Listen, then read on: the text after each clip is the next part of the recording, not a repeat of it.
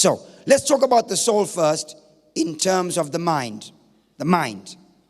The mind. The English word translation of the soul in terms of the mind reveals a compilation of a number of thoughts and ideas. The first one is one's ability to make judgments or intentions. This is the seat of one's intellect, not academic intellect, but intellect, to make decisions, choices as a human being. That's the soul. Choices. It's not getting 10 out of 10 for spelling in school or 10 out of 10 for arithmetic. It's not academic. When he's talking about intellect, he's talking about our capacity as a human being to make choices, rational or irrational, to make choices. We decide whether we're going to church or not. We decide whether we're going to be successful or not. We decide if we're going to be, wearing what we wear, bathing if we want to and need to, and so on and so forth. That is the mind. It is in the mind then that all of our battles are fought. It's in the mind. That's why Jesus was crucified at the place of the skull, because it's in the mind. It's in the mind. It's in the mind where all the battles are fought. Everything that you are transpires within the construct of the mind. It's a war for your mind. You can have people that are absolutely brilliant and intelligent, but can also be extremely corrupt serial killers. So even though they have an actual academic mind, he's not talking about academic ability, he's talking about the seat of one's will.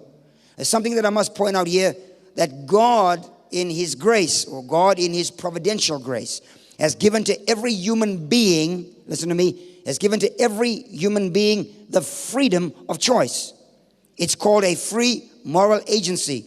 You are allowed to make choices, any choice. You can choose to hate God. You can choose to curse God. You can choose to love God.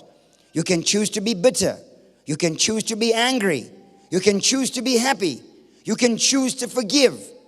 He has given us the right to make choices. Once you have made the choice, you then become a slave to the choice you have made. And then there are categories of choices that we make. Categories.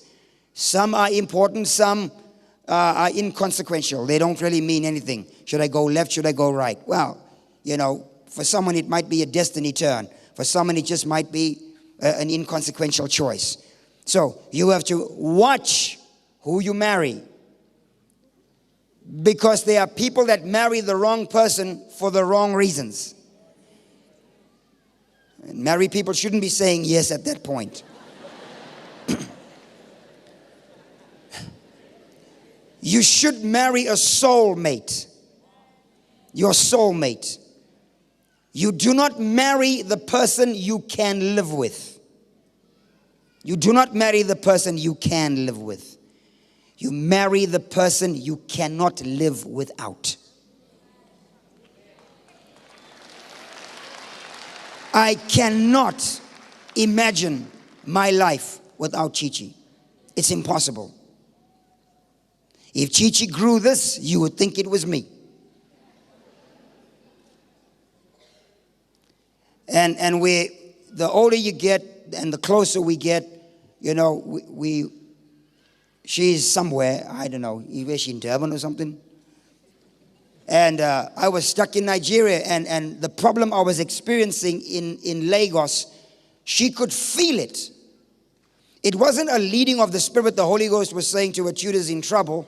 There is that aspect, but she was feeling me because we're soulmates. It's like twins who spend 9 months in the same room and use the bathroom on each other in the same room.